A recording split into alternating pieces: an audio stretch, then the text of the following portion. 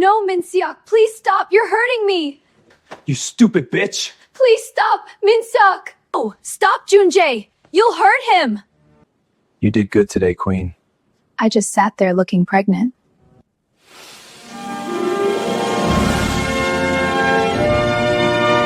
Rose's hand flew to her mouth as another bout of nausea hit, the pregnancy making everything feel overwhelming and intense. She gripped the edge of the bathroom sink, breathing through it, when she felt warm hands settle on her waist. Sit down. Taemin's voice came from behind her, not gentle, but commanding. He guided her to the edge of the bathtub. You need to rest. I'm fine, Rose protested, but even as she said it, exhaustion pulled at her. You're not fine. You're carrying twins and you've been on your feet for 3 hours preparing for this shower. He crouched in front of her, his dark eyes scanning her face with an intensity that made her breath catch even after 8 months of marriage. Drink this. He pressed a glass of water into her hands, and Rose drank because arguing with Kang Taemin when he was in protective mode was pointless. His hand came to rest on her swollen belly, possessive and warm, feeling the kicks from within. They're active today, she murmured. They know their mother is pushing herself too hard. His jaw tightened slightly. The guests will be here in an hour.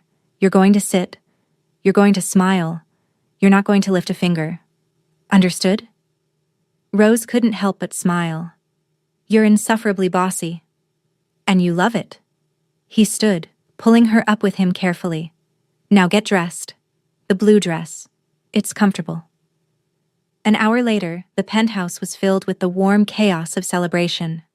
Pastel decorations hung from the ceiling, a table overflowed with gifts, and laughter echoed through the space. Rose sat in the place of honor, her pregnant belly making her the center of attention, while Taemin stood nearby like a sentinel, watching everything with his usual intensity.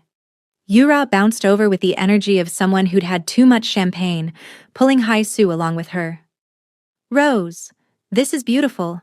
I'm so excited I could cry.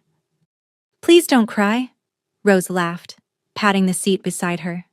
Sit with me, both of you. The 3 women settled together, and for a moment, Rose felt overwhelmingly grateful for these friendships. Yura, with her infectious warmth and unconditional support. And Hae-soo, who'd been there from the beginning, who understood her in ways no one else could. Except Hae-soo seemed different today, distracted. Her smile didn't quite reach her eyes, and she kept touching her face in a way that seemed almost unconscious, almost like she was checking for something. So, Yura said, popping a chocolate in her mouth. Twins! A boy and a girl! Do you have names yet? Rose exchanged a glance with Taemin across the room. They'd discussed this, had made the decision together, but she wanted to wait for the right moment. We have ideas. We'll see when they arrive. I bet Taemin is insufferable about the whole thing, Yura teased. Overprotective, doesn't even begin to cover it. You have no idea. Rose shook her head, but her voice was full of affection. Yesterday he actually yelled at our driver for taking a turn too quickly. The poor man looked terrified, but she placed her hand over her belly, feeling the twins move beneath her palm. I love him more every day, even when he's being impossible. Yura squeezed her hand, understanding in her eyes. That's how you know it's real. Rose turned to Hae-soo, who'd been unusually quiet. Hae-soo, you okay? You seem somewhere else today. Hae-soo startled slightly, forcing brightness into her smile. What? No, I'm fine. Just tired from work. How's Min-seok? Rose asked, remembering Hae-soo's boyfriend who'd recently finished his medical residency. He's back in Seoul now, right? Yes. Hae-soo's smile looked almost painful. Everything's going smoothly. Really good, actually. But Rose saw something flicker in her friend's eyes, something that looked disturbingly like fear. She made a mental note to ask again later when they were alone. Something was wrong. She was certain of it. Across the room, the men had gathered by the windows with drinks in hand. Taemin stood with his back to the Seoul skyline, his posture relaxed in the way that meant he was actually completely alert, watching everything. Jiho raised his glass with his trademark grin. A dad, huh? Never thought I'd see the day. Taemin lifted his own glass in acknowledgement, his expression unchanged. Life surprises you. You keep surprising us lately, Junjae added, studying his friend with those calculating eyes. Marriage. Now twins. What's next? Running a legitimate business? Jiho suggested with mock seriousness. Yubin's deep voice cut through the humor. Fatherhood changes things, makes you think differently about risk. Taemin's eyes drifted to Rose, watching her laugh. With the women. It does. You're ready for this, Junjae said, and it wasn't a question. I have to be. Taemin's jaw tightened fractionally. They're depending on me. The conversation shifted to business. A shipment coming in next week. A potential problem with a rival gang that needed monitoring. But even as they discussed violence and danger, Taemin's attention kept returning to Rose, to the way she glowed with happiness, to the life growing inside her that was half him. The afternoon passed in celebration, in laughter and love and the joy of anticipation. When the last guest finally left and Rose's father had returned to his quarters, Taemin found Rose in their bedroom, struggling with the zipper of her dress. Let me. He moved behind her, sliding the zipper down slowly, his fingers grazing her spine. You did well today. I mostly sat there looking pregnant, Rose said with a tired smile. You made everyone feel welcome. You let them celebrate with us. His hands settled on her shoulders, thumbs working at the tension there. That matters. Rose turned in his arms, her belly pressing between them. Thank you. For this. For all of it. For making me feel loved even when I look like I swallowed a watermelon. You're beautiful. His voice dropped lower, that tone that always made her knees weak. Always. But especially now, carrying my children. He kissed her then, slow and deep, his hands careful on her body as he helped her out of the dress. They came together carefully, mindful of her pregnancy, but no less intense for it. He worshipped her changed body with reverence, showing her without words how much he desired her, how precious she was to him. Afterward, as they lay tangled together, his hand spread possessively over her belly, Rose felt completely safe, completely loved. This dangerous man who'd bought her had become everything she needed. I love you, she whispered into the darkness. I know. He pressed a kiss to her temple. Sleep, little Rose. You need rest. On the other side of Seoul, Jesus' hands shook as she tried to unlock her apartment door. The baby shower had run late, and Min-seok hated when she stayed out past 9. She could already hear him moving inside, could imagine the fury waiting for her. The door swung open before she could turn the key. Min-seok stood there, and the smell of alcohol hit her immediately. His eyes were bloodshot, his jaw tight with rage. Where the fuck have you been? His voice was low, dangerous. I told you, Jesus said carefully, keeping her tone even. Rose's baby shower. I texted you. You texted me? You think a text makes it okay to leave me here waiting like some freaking servant? His hand shot out, grabbing her wrist hard enough to bruise. Get inside. She stumbled through the door and he slammed it behind her. Jesus' heart raced as she tried to think of something to say, something to diffuse the situation. Min-seok, I'm sorry. I should have... The slap came without warning, snapping her head to the side. Pain exploded across her cheek, and she tasted blood where her teeth had cut the inside of her mouth. You think you're so special now? Min-seok's face was twisted with rage. Hanging out with those rich bastards? With the wife of a freaking gangster? You think you're better than me? No, I never... Another slap, harder this time. Jesus fell to her knees, her ears ringing. She tried to protect her face with her hands, but he grabbed her hair, yanking her head back. You belong to me. Do you understand? Me. Not them. Not your fancy friends. Me. He shoved her backward, and she crashed against the coffee table. Pain shot through her ribs. She curled into herself instinctively, making herself as small as possible, praying it would end soon. But it didn't end. His foot connected with her side, and she gasped, trying to crawl away.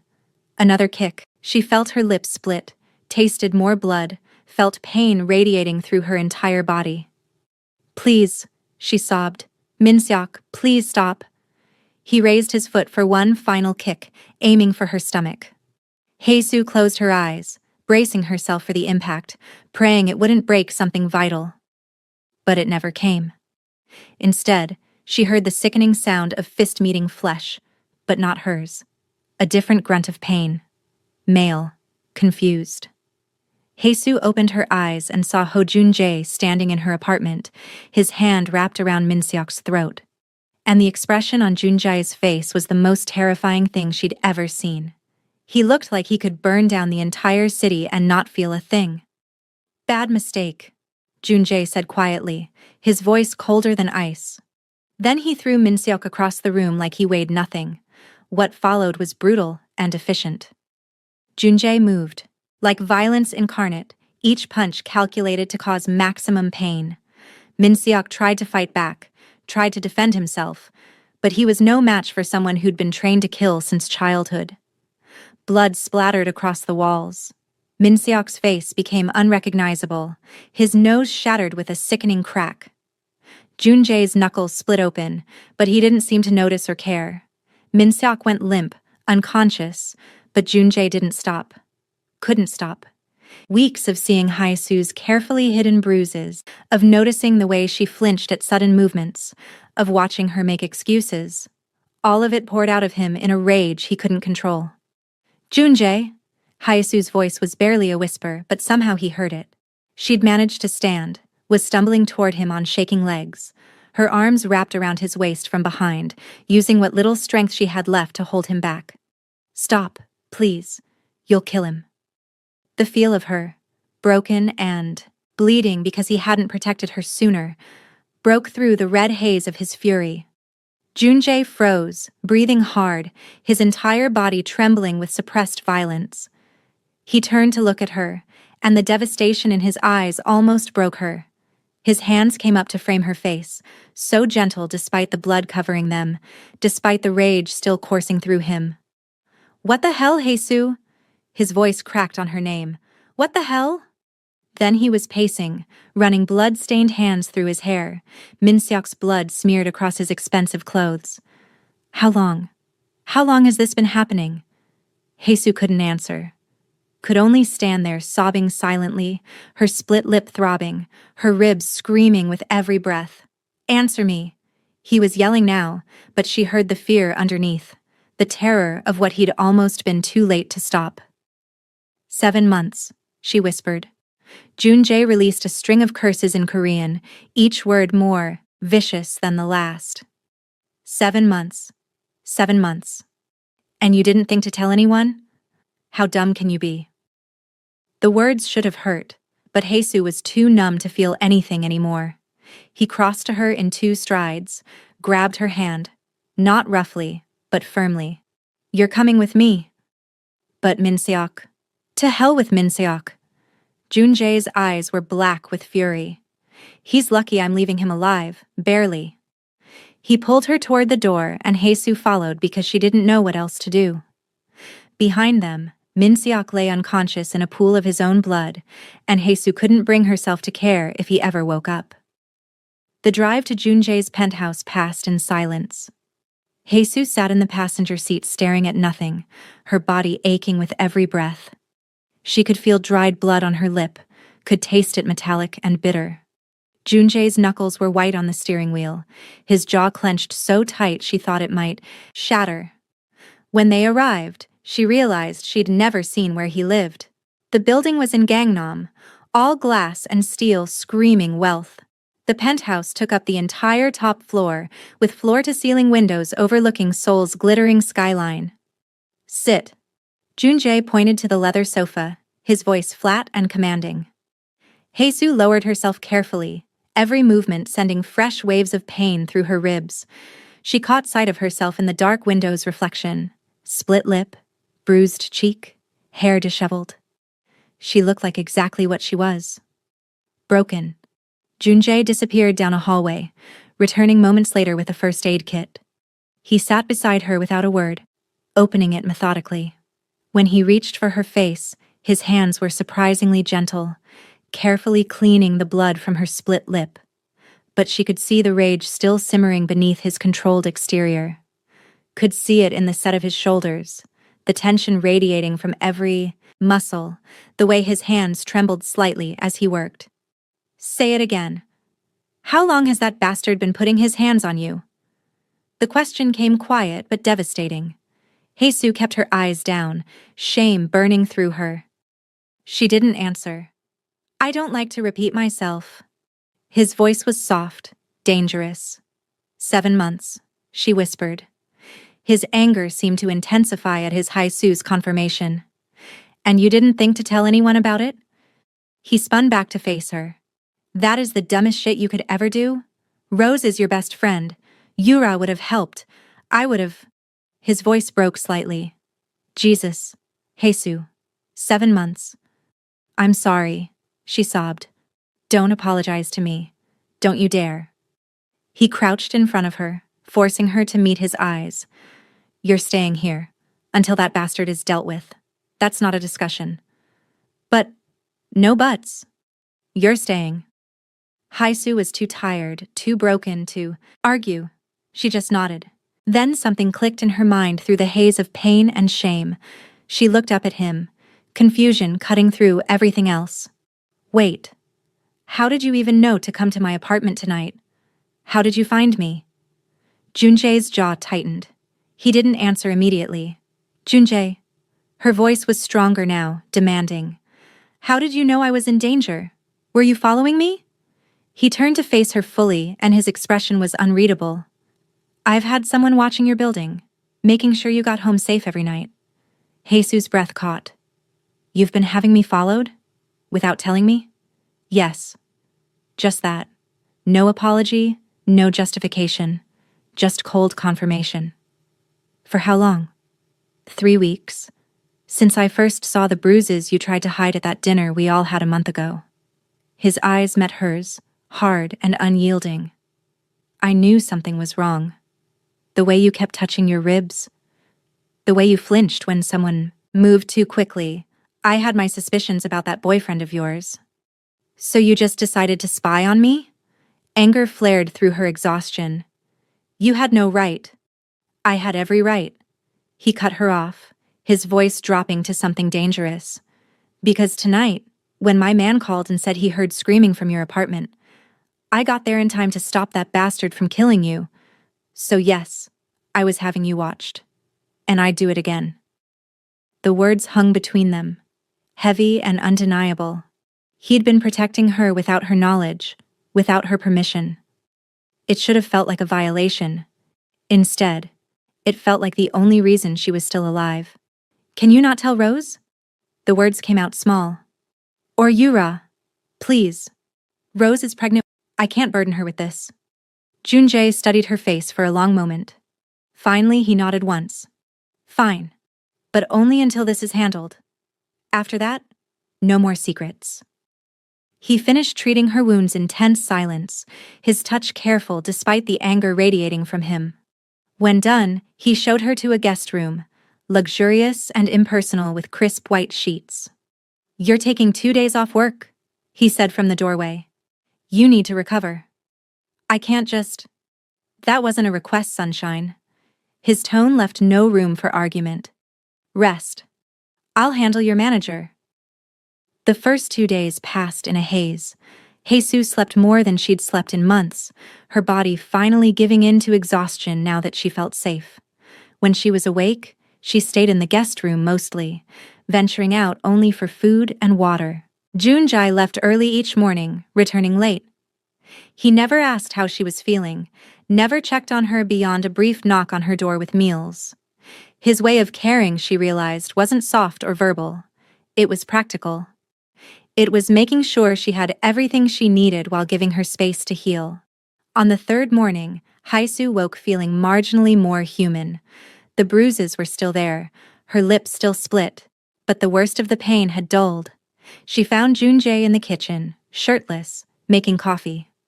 She tried not to stare at the defined muscles of his back, the tattoos that marked his skin, the way he moved with lethal grace, even doing something as mundane as pouring coffee. She failed. He turned, catching her looking. A smirk played at his lips, but he said nothing, just handed her a mug. "You look better," he said, his eyes scanning her face clinically. "I feel better. Thank you. For everything." He nodded once. "I'm taking you to work today. Be ready in 30 minutes. The drive started in silence.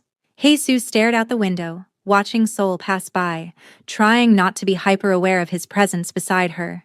But it was impossible. He took up so much space, commanded so much attention even when doing nothing. "You can't keep driving me everywhere," she said finally. "You have your own work, your own life. I can take the subway." "No." Just that.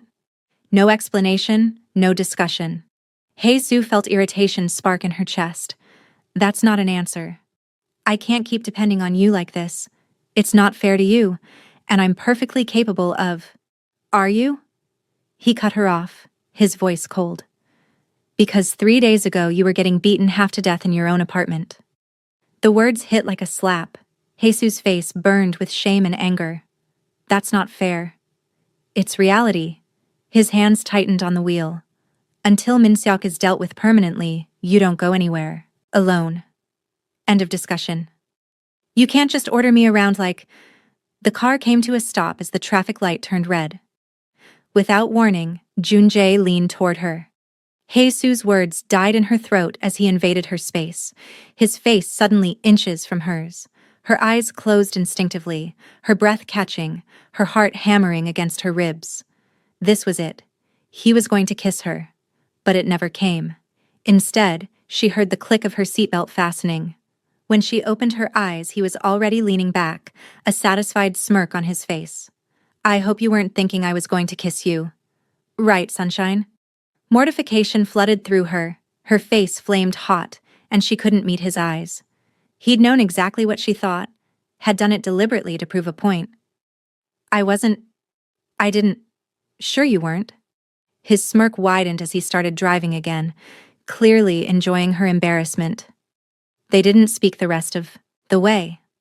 That evening, Haisu tried to make dinner as a thank you. She wasn't a great cook, but she could manage something simple.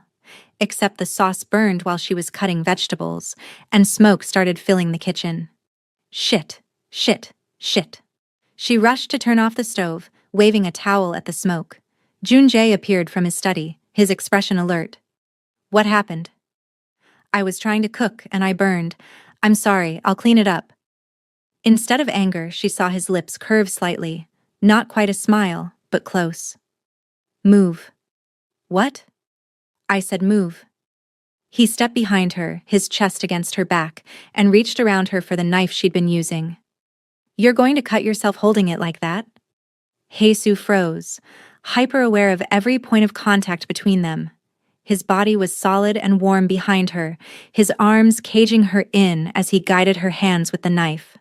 "Like this," he said, his voice dropping lower. His breath was warm against her neck. Gently.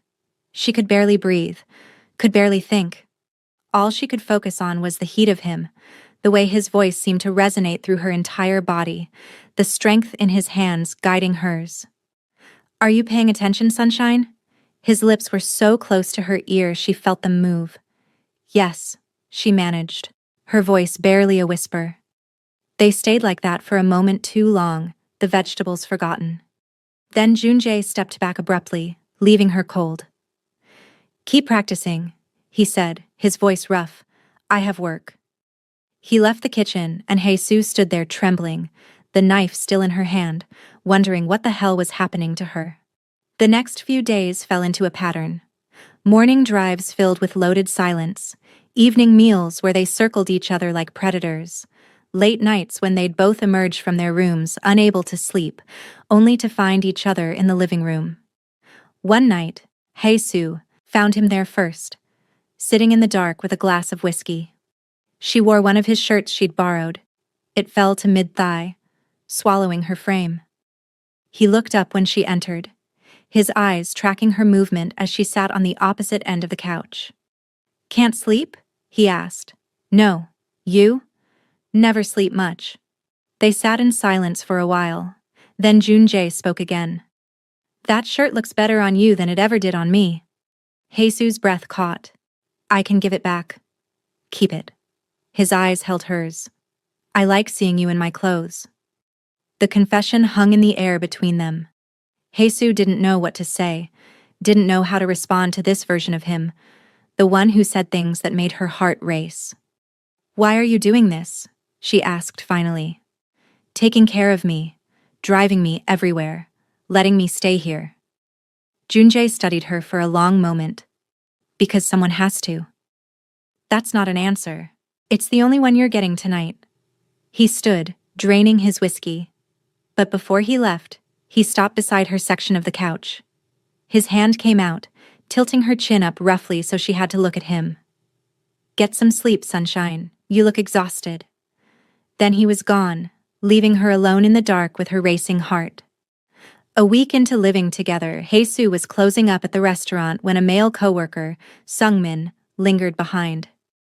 "Hey, Haesu," he said with an easy smile. "A few of us are going for drinks after. Want to come?" "Oh, I can't. I have a ride coming." "Come on, just one drink." He touched her arm lightly. "You never hang out with us." The door opened, and Junjae walked in. His eyes went immediately to where Sungmin's hand rested on her arm, and his expression went glacial. He crossed the restaurant in purposeful strides, his hand settling possessively on Haesu's waist. He pulled her against him, and she felt the coiled tension in his body. "Ready to go?" His voice was deceptively calm, but his eyes promised violence to anyone who challenged him. Sungmin backed up immediately. "Oh, sorry man. Didn't know she had a..." "Now you do." Junjae's tone made it clear the conversation was over. In the car, tension crackled between them. Haesu broke first. "You can't just do that. He was being friendly." "He was touching you." Junjae's jaw was tight. "He barely touched my arm. You acted like he was... Why do you even care?" His hands tightened on the wheel, knuckles going white. "I don't." "You're lying." He said nothing, but she saw a muscle tick in his jaw. "Junjae?" "Drop it, Haesu." But she couldn't drop it. Because something had shifted between them, something neither wanted to acknowledge but could no longer ignore. 2 days later, Haesu was washing dishes after dinner when Junjae brought his plate to the sink. He reached around her to set it down, and suddenly she was trapped between his body and the counter.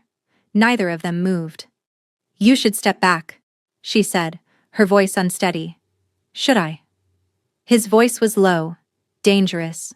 She could feel the heat of him, could hear his breathing, could sense the barely restrained control he was maintaining. If she turned around, their faces would be inches apart. "Junjae!" His phone rang, shattering the moment. He stepped back immediately, pulling the device from his pocket. "What?" His expression changed as he listened. "I'll be right there." He looked at her, something unreadable in his eyes. "I have to go. Emergency. Don't wait up." Then he was gone, leaving her trembling against the counter, her heart racing, knowing that something inevitable was building between them, and neither of them could stop it. 3 weeks. It had been 3 weeks since Minseok. 3 weeks of this torture. 3 weeks of dancing around something neither wanted to name. And Haesu had reached her breaking point. The next evening, she marched into Junjae's study with her decision made. He sat at his desk, laptop open, several phones arranged beside him. He looked up when she entered. "I'm leaving," she announced. "Tomorrow. Minseok hasn't bothered me in 3 weeks. I don't need protection anymore." Junjae's eyes returned to his screen. "No." One word. Flat. Absolute. Infuriating. "What do you mean, no?" Haesu felt anger flare hot in her chest. "Exactly what I said. No. You can't just decide that for me. This is my life. My decision." He still didn't look up, which made it worse. "I appreciate everything you've done, but I can't stay here forever." Her voice rose. "You're not my babysitter, Junjae. I demand to leave this penthouse." Finally, he stood. The movement was deliberate, controlled, and suddenly, Haisu was very aware of how much bigger he was. He walked around the desk, leaning against it, arms crossed. An amused expression played across his usually cold features. He was so close now she could smell his cologne. "Say that again," he said, his voice threatening but his eyes holding something else entirely.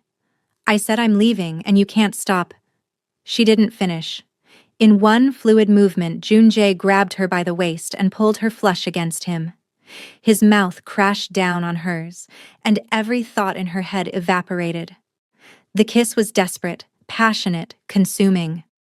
Months of tension exploded between them. Hye-soo froze for half a second, shock rendering her immobile. Then she melted completely, her hands gripping his shirt, pulling him closer, kissing him back with equal desperation. His hands were in her hair, on her waist, everywhere. Her fingers traced the muscles of his back. The kiss deepened, became all-consuming, and Hye-soo felt like she was drowning in the best possible way. When they finally broke apart, both breathing hard, Junjae's eyes were dark with desire. "Still want to leave?" Hye-soo couldn't form words, couldn't think past the feeling of his hands on her body, the taste of him on her lips. He kissed her again, slower this time but no less intense. Then he lifted her effortlessly, and she wrapped her legs around his waist as he carried her down the hall to his bedroom. What followed was passionate and desperate, and everything Hye-soo hadn't known she needed. Junjae laid her on his bed with surprising gentleness, his eyes never leaving hers as he stripped away the barriers between them. When he touched her, she felt precious. When he looked at her, she felt seen. When they finally came together, she felt whole for the first time in 7 months. He worshipped her body with reverence, erasing every mark Min-seok had left, physical and emotional.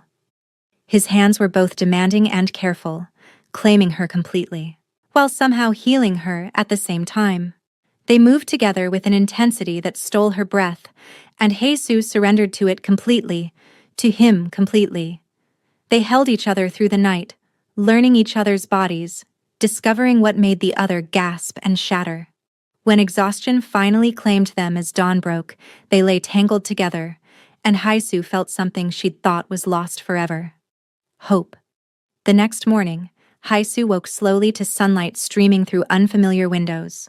Her body was deliciously sore in ways that made heat rise to her cheeks as memory returned. Last night, Junjae. Everything they'd done.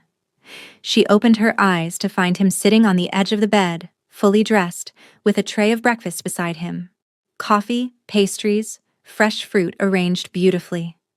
He was watching her with an expression she'd never seen before, something softer than his usual cold intensity. "Hello, sunshine?" The nickname, usually mocking or teasing, sounded different now, like an endearment, like something precious. Mortification flooded through Hye-soo. She grabbed the duvet and yanked it over her face, hiding from him, from what they'd done, from how much she'd wanted it. She heard him laugh, a real laugh, warm and genuine. The sound filled the room, and she realized she'd never heard him laugh like that before. "Don't hide from me," he said, his voice amused. "Not after last night." "Oh my God," Hye-soo mumbled into the fabric. I can't believe we." Gentle hands pulled the duvet down until she had no choice but to meet his eyes. He was smiling, actually smiling, and it transformed his usually cold features into something devastating. "You're adorable when you're embarrassed," he said, tracing her heated cheek with one finger. "Though I have to say, you weren't nearly this shy a few hours ago. In fact, I believe at one point you begged me to." "Don't." Hye-soo's face burned hotter. "Please don't remind me of what I said." "Why not?" His smile turned wicked, dangerous. "I thought it was extremely encouraging, especially the part where you said—" She grabbed a pillow and hit him with it. He caught it easily, his laugh filling the room again, and Hye-soo couldn't help but smile despite her embarrassment. "Eat," he said, setting the tray in her lap. You need your strength.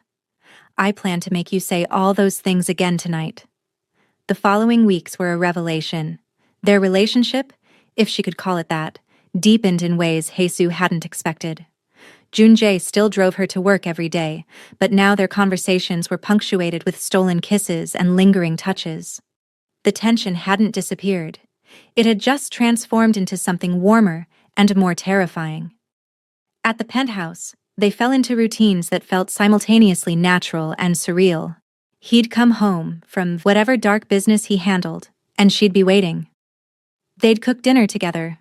Or rather, he'd cook while she tried to help, and mostly got in the way. They'd fall asleep tangled together every night. Wake up to his kisses every morning. But they kept it secret. Neither ready to define what this was, neither ready to face the questions their friends would inevitably ask. It existed in a bubble, perfect and fragile, and entirely theirs. Until the night, everything shattered. Haesoo was closing up the restaurant, later than usual because one of the other servers had called in sick. She'd texted Junjae that she'd be delayed, and he'd replied that he was running late too. Some business matter that required his attention. She was locking the front door, keys in hand, when she felt it. That prickle of awareness that said she wasn't alone. Haesoo turned slowly, her heart already racing with instinctive fear. Minseok stepped out of the shadows. His face was still marked from Junjae's beating 3 weeks ago. The bruises had healed but left scars. A broken nose that hadn't set quite right. A scar through his eyebrow. A permanent reminder of what had happened. And his eyes were filled with pure, undiluted hatred. Miss me, baby? His voice was a mockery of affection dripping with venom. Haesoo's hand fumbled for her phone in her pocket. Stay away from me. Or what? Minseok laughed, the sound ugly and cruel. You'll call your boyfriend? You think he'll always be there to save you? He advanced slowly, savoring her fear like a predator playing with prey. You think you can just leave me and live happily ever after with some rich bastard? I said stay away. Haesoo's voice shook despite her attempt at strength. You're mine, Haesoo. You've always been mine. And I'm going to teach you what happens to bitches who think they can run. His hand shot out, reaching for her throat. I'm going to make you regret ever. Touch her, and you'll lose that head. The voice was cold, controlled, and absolutely terrifying. Haesoo's eyes flew open to see Kang Tae-min standing behind Minseok, a gun pressed firmly against the back of his skull. Minseok froze, his hand suspended in midair. You don't know who you're dealing with. I have connections. Taemin fired the gun into the night sky without warning. The sound was deafening, echoing off the buildings. Minseok jumped, terror replacing his bravado instantly. The next bullet that leaves this gun will be deep inside you if you don't run and never show your face to the pretty lady ever again. Taemin's voice was calm, almost conversational, which somehow made it infinitely more frightening. I suggest you start running. Now. Minseok ran. Like the coward he was, he turned and fled into the darkness, and Haesoo knew with bone-deep certainty that he wouldn't be back. Not after facing Kang Tae-min.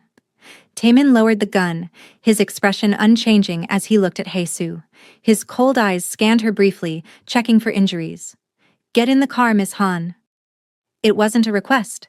It was an order from a man who expected absolute obedience. Haesoo's legs were shaking so badly she could barely walk, but she managed to follow him to the sleek black car parked at the curb. Once inside, silence stretched between them. Taemin drove with his usual controlled precision, his hands steady on the wheel, his expression giving nothing away. Mr. Kang, Haesoo finally managed, her voice small. Where's Junjae? He had urgent business that required his immediate attention, asked me to pick you up as a favor. Taemin's eyes remained fixed on the road ahead. Consider the situation handled. Thank you for what you did back there, Don't thank me. I was simply ensuring Junjae's investment remained secure.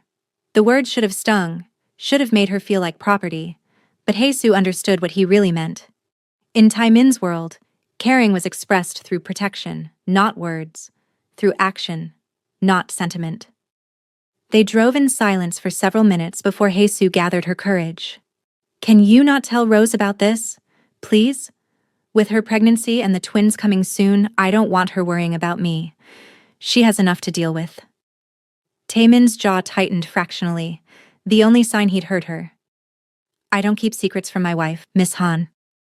Haesu's stomach dropped, which meant Rose would know by tomorrow, which meant Rose would come looking for answers, which meant everything was about to come out.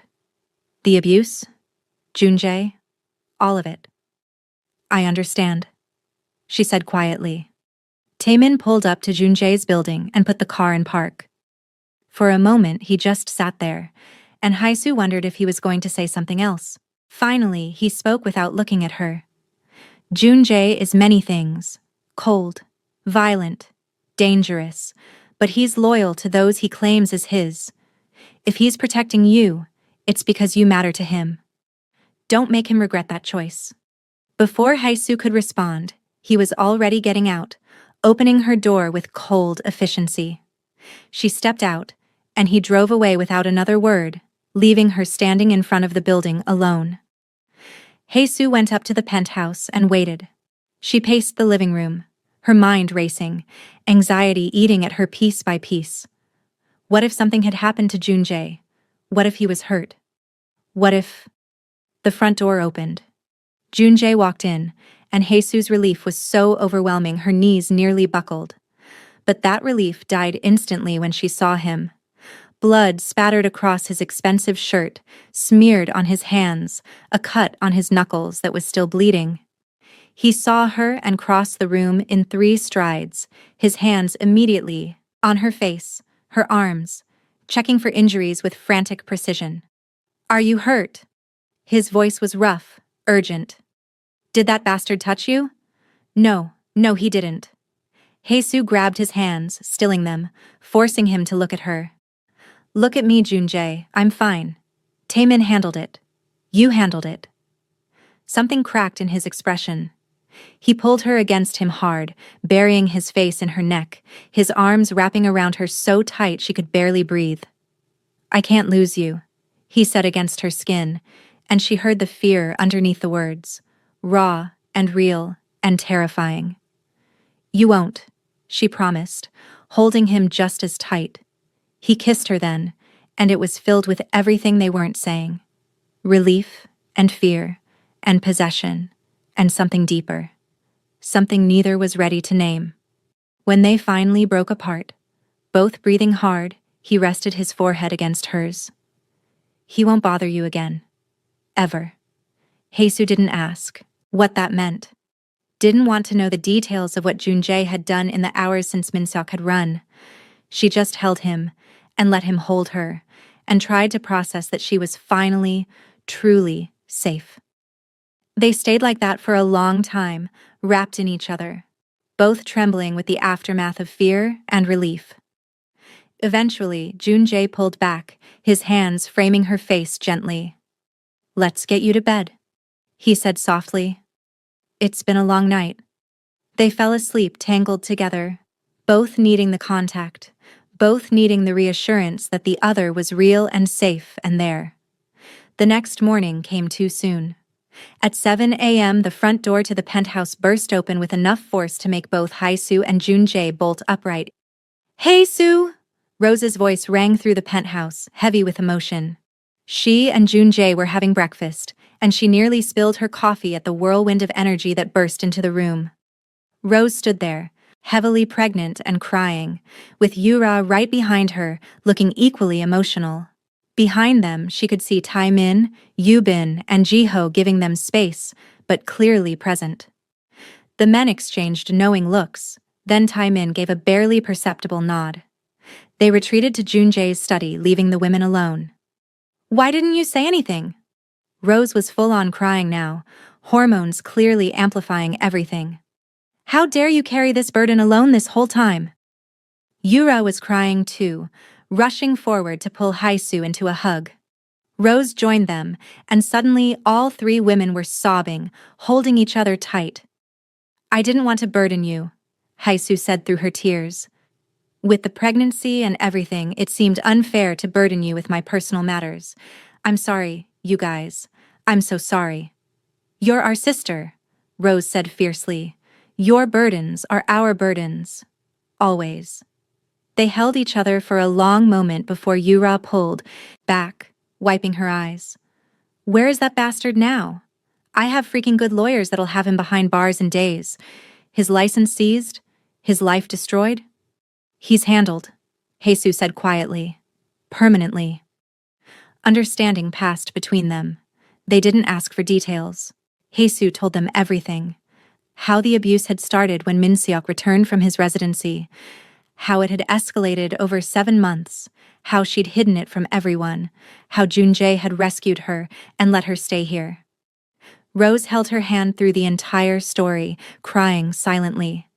Yura's face was a mask of fury and sympathy. I'm going to kill him myself, Yura declared when Haisu finished. You don't have to. It's already done. As they sat there talking, Jun-jae emerged from his study carrying a bottle of wine. He crossed to where they sat, and Haisu's breath caught as he leaned down. Hey, sunshine, he said softly, then kissed her. Not a quick peck, but a real kiss, gentle and possessive, and claiming her in front of her friends. When he pulled back, he held out the wine bottle. You ladies might need this. Then he walked away, joining the men in the other room, leaving Haisu to face her friends' shocked expressions. Rose and Yura were gaping, their mouths literally hanging open. The moment Jun-jae was out of earshot, they both squealed like teenagers. Tell us everything, now! Yura and Rose said in perfect unison. Haisu felt her face burn red. We're not. He just kissed you. Rose practically vibrated with excitement despite her pregnant belly. And he called you sunshine. Details. We need all the details. So Haisu told them. About the tension building over weeks. About the argument in his study. About the kiss that changed everything. About the night since then. I was going to tell you guys when it was official, she said, blushing furiously. We haven't exactly defined all of this yet. Define it? Yura laughed. Honey, that man just kissed you in front of your friends. That's pretty defined. Rose opened her mouth to respond, then froze. Her face went pale. Rose? Haisu grabbed her hand. What's wrong? Rose looked down. Water pooled beneath her on the couch, spreading rapidly. Oh, Rose said faintly. Oh no. Oppa! Yura's scream could probably be heard in Busan. In the study, Taemin's head snapped up. He was moving before Yura even finished screaming, crossing the space in long strides. He took one look at Rose and shifted instantly into command mode. Yubin, bring the car around. Jiho, call the hospital. Tell them we're coming. Jun-jae, I'll handle everything here, Jun-jae said immediately. Taemin lifted Rose carefully, cradling her against his chest. She was breathing hard now, the first contractions hitting. It's okay, he said, his voice, different than Haisu had ever heard it, still controlled but gentler. I've got you. The babies. Taemin, it's too early. They're fine, you're fine. We're going to the hospital now. Within minutes they were gone, Taemin carrying Rose to the car, Yura and Yubin following close behind. The penthouse suddenly felt very empty and very quiet. Haisu stood in the living room, staring at the wet spot on the couch, her heart pounding. She's going to be okay, Jun-jae said from behind her. His hand settled on her shoulders. Taemin won't let anything happen to her. I know, God, she's having the babies. Right now, she's having the babies. Come on. Jun-jae turned her to face him. Let's get to the hospital. The hospital. Waiting room felt sterile and cold despite the warm lighting. Haisu sat beside Jun-jae, her knee bouncing anxiously. Yura paced back and forth, unable to sit still. Yubin stood by the windows, his massive frame tense. Jiho checked his phone constantly for updates he knew wouldn't come any faster. Junjae's hand found Jesus, squeezing once. She looked at him, surprised by the gesture of comfort, and found something soft in his usually cold eyes. "She's strong," he said quietly, "and Taemin's with her. She'll be fine." Hours crawled by. Yura wore a path in the waiting room floor. Jesus' anxiety manifested in silence, her hand gripping Junjae's like a lifeline. Every time a doctor appeared, they all jumped, only to deflate when it wasn't news about Rose. Finally, after what felt like an eternity, the delivery room doors opened. Taemin emerged, still in the scrubs they'd made him wear, and every head in the waiting room turned to him. His face was unreadable as always, but Haisu noticed something different. A slight softness around his eyes, a barely perceptible ease in his shoulders. "They're here," he said simply. "A boy and a girl. Rose is fine. They're all fine." Yura burst into tears immediately. Yubin's hand came to rest on his wife's shoulder, and even the massive enforcer looked suspiciously emotional. Jiho grinned widely, clapping Taemin on the shoulder. "Can we see them?" Yura asked through her tears. "Give them a few minutes. They're cleaning the babies, getting Rose settled." Taemin's hand went to his pocket, and Jesus realized his hands were shaking slightly, the only outward sign of what he'd just been through. "Then you can come in." 20 minutes later, they filed quietly into the recovery room. Rose lay in the hospital bed, exhausted but glowing, her hair damp with sweat. Beside her bed were two small bassinets, and in them, wrapped in soft blankets, were two tiny miracles. Jesus felt tears spring to her eyes immediately. She'd never seen anything more beautiful. Taemin stood beside Rose's bed, his hand on her shoulder. Possessive and protective even here. When he looked at his wife and children, Jesus saw something in his expression she'd never seen before. Not quite softness, but something close. Devotion, maybe, or as close as a man like Kang Taemin could get to it. "They're perfect," Yura whispered, moving closer to peer into the bassinets. "They are," Rose agreed, her voice hoarse from hours of labor. She looked up at her friends, at the family they'd built together. "We named her Hei-Ra." Haisu's breath caught. Yura's hand flew to her mouth, fresh tears streaming down her face. "And we named him Yubin," Rose continued. Yubin, the massive enforcer who'd killed men without blinking, looked like he might actually cry. His jaw worked, his eyes suspiciously bright, and he had to turn away for a moment to compose himself. "You didn't have to," Jesus started, her voice breaking. "We wanted to," Rose said firmly. "You're our family, both of you. This is how we honor that." Jesus moved closer to look at baby Hei-Ra, and her heart swelled almost painfully. The baby was so small, so perfect, with tiny fists and the sweetest face she'd ever seen. She felt Junjae come up behind her, felt his presence like heat against her back. When she glanced at him, she found him staring at her, not the babies. His expression was unreadable, but his eyes held something intense. He mouthed 3 words, "I love you." Jesus felt tears threaten to fall. She mouthed back, "I love you too." The moment stretched between them, private and precious despite being surrounded by people. Then Yura squealed, breaking the spell, and everyone laughed. They stayed for another hour, taking turns holding the babies, marveling at how small they were, how perfect. Watching Taemin with his children was surreal. This cold, dangerous man cradling a tiny infant with surprising gentleness, his expression fierce with protection. Eventually, the nurses shooed them out, insisting Rose needed rest. They left reluctantly, promising to return tomorrow. In the car, Junjae drove while Haisu sat in comfortable silence beside him. Her mind was full of babies and names, and the look in his eyes when he'd said he loved her. "You're thinking loud," Junjae said finally. "Just processing. Everything. Today. The babies. Us." She looked at him. "You said you loved me?" "I did." "Did you mean it?" He glanced at her, then back at the road. "I don't say things I don't mean, sunshine." Warmth flooded through her. Good. Because I meant it too.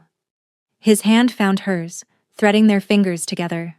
They drove the rest of the way in comfortable silence, something settled and certain between them. Days later, after Rose was released from the hospital, Jesus made it a point of duty to go to the Kang penthouse every day. She'd help with the twins, give Rose a chance to shower or nap, and marvel at how much two tiny humans could completely transform a household. Rose looked exhausted but happy, and Timon had become even more protective, if that was possible. He rarely left the penthouse, working from home, always within earshot of his family. One night, Haisu woke at Junjae's estate to the familiar sensation of his lips on her skin. He kissed her shoulder, her neck, trailing heat everywhere he touched. She stirred, turning to face him in the darkness. "Hey, baby," she murmured, her voice still rough with sleep. "Hey, yourself." He continued his assault of kisses, moving down to her collarbone. Haisu glanced at the clock on the nightstand. "Isn't it too early for kisses, babe? It's 4 a.m. in the morning." "Never too early for you, my love." He pulled back just enough to look at her, a teasing smile on his face. "Considering the fact that you're practically Rose's wife now with how much time you spend there." Haisu laughed, the sound genuine and free. "You're impossible. And you're the most beautiful woman I've ever laid eyes on." He kissed her then, and it was full of passion and desire and promise. When they came together, it wasn't soft. It was consuming, passionate, desperate. Him claiming her completely, her surrendering fully. They moved together with an intensity that stole breath and coherent thought, lost in each other completely. When it was finally over, they lay tangled in sheets, both breathing hard. Junjae held her close, his arms wrapped around her possessively, and Haisu felt completely safe, completely loved. "I'm not really a man that's experienced with love," Junjae said into the darkness, his voice unusually vulnerable. "I've never cared for weak things like emotions or feelings. World is violence and darkness and things that would horrify most people." He shifted, propping himself up on one elbow to look down at her, his hand tracing gentle patterns on her bare shoulder. "I've spent my entire life being Timon's second, being the cold one, the calculator, the one who handles problems without hesitation or mercy. I've killed men. I've destroyed lives. I've done things that would make you run if you knew the full extent of them." His thumb brushed across her cheek, his eyes intense in the dim light. "But you walked into my life bleeding and broken, and something shifted. You made me want to protect instead of destroy. You made me want to build something instead of just surviving. You made me feel things I didn't think I was capable of feeling." His hand slid to cup her face, his touch achingly gentle despite the violence those hands were capable of.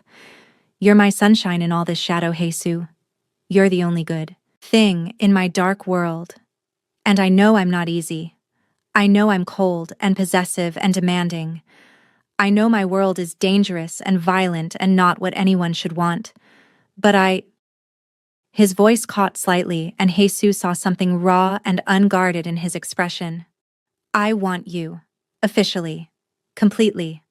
I want you to be mine in every way that matters. Not because you're staying here. Not because I'm protecting you. But because you choose me. Because you want this as much as I do." He took her hand, threading their fingers together. "Be mine, Haisu.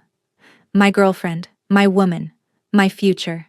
Be with me, knowing exactly who and what I am, and let me spend the rest of my life proving I'm worthy of you." Tears streamed down Haisu's face, but they were happy tears. Overwhelmed tears. She'd never expected this. This vulnerable, honest confession from a man who showed the world nothing but ice. "Yes," she said, her voice breaking with emotion. "God, yes. I'll be yours. Officially? Officially. Your girlfriend. Your woman. Your future." She pulled him down to kiss her. "I've been yours since the moment you saved me. Maybe even before that. Maybe since the first time you called me sunshine and I wanted to hit you." He laughed against her lips, the sound warm and genuine. I knew you wanted me even then. You're still impossible. And you love it. He kissed her deeper, claiming her mouth with possession and promise. Say it again. I love you, Junjae. Again. I love you. One more time. His voice dropped lower, rougher, as he moved over her again. I love you, she gasped as they came together once more. Later, as dawn broke over Seoul and painted the sky in shades of pink and gold, they lay wrapped in each other. Haesu traced patterns on his chest, feeling his heartbeat steady and strong beneath her palm. What happens now? She asked quietly. Now? Now we live. We love. We build something real. His arms tightened around her. And if anyone tries to take you from me, I'll burn the world down to keep you safe. It should have sounded threatening, should have made her afraid. Instead, it made her feel cherished, protected, loved by a man who would do anything to keep her. I can live with that, she said, smiling against his chest. Good. Because you're stuck with me now, sunshine. No takebacks. Wouldn't dream of it. They fell asleep as the sun rose, tangled together, officially committed, officially in love. Two broken people who'd found each other in darkness and somehow created light, ready to face whatever came next together. The family they'd built, born from violence and darkness and impossible circumstances, was complete. Bound not by blood, but by choice, by loyalty, by love. That defied every odd stacked against them, and that was enough. If you loved Junjae and Haesu's journey from enemies to lovers, from darkness to light, subscribe for more stories from this world. Hit that like button if you're Team Junsu, and comment below.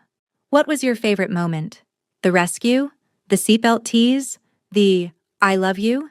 Let me know. Thank you for being part of this family's journey. Until next time, remember, sometimes love finds you in the darkest places and changes everything.